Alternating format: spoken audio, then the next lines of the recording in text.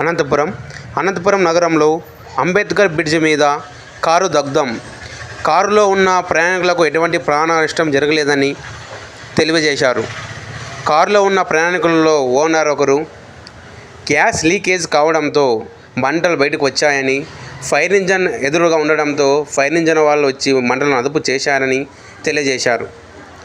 ఇందులో ఏడిఎఫ్ఓ లింగమయ్య మాట్లాడుతూ, fire station ఎదురుగా ఉండడంతో మా సిబ్బందిని అక్కడ పంపించి అక్కడ ఉన్న మంటలను అదుపు చేయడం జరిగిందనేసి ఆయన తెలియజేశారు. అనంతపురం నుండి రాయదుర్గం తిరుగు ప్రయాణంలో ఈ సంఘటన జరిగిందని తెలియజేశారు. మీ పేరు? నా పేరు ఓబ్లేష్. మాల్ స్కూల్లో క్లర్క్ అకౌంటెంట్గా పనిచేస్తుంది రాయదుర్గం. ఓకే. కారు ఇట్లా కాలిపోవడం జరిగింది. ఎందుకంటే పొద్దున గ్యాస్ ఏసీ పని చేయకపోతే గ్యాస్ పట్టించాను. సో మధ్యాహ్నం వరకు బాగానే పని చేసింది.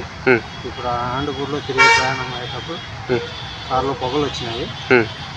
ఏమని చెప్పేసి పిల్లలందరినీ పిలిపేసి దీన్ని చూస్తే పొగలు కాస్త మంటలు వచ్చేసి కాలిపోవడం జరిగింది. ఓకే. ఎక్కడి నుంచి వచ్చారు? రాయదుర్గం నుంచి. మళ్ళీ తిరిగి రాయదుర్గం ప్రయాణం. ఎవరికి ఏం జరగలేదు? ఎవరికి ఏం జరగలేదు. ఓకే. మీరు ఎక్కడ రాయదుర్గంలో పనిచేస్తారు? మాల్ స్కూల్లో క్లర్క్ అకౌంటెంట్గా పనిచేస్తారు. Okay, thank you.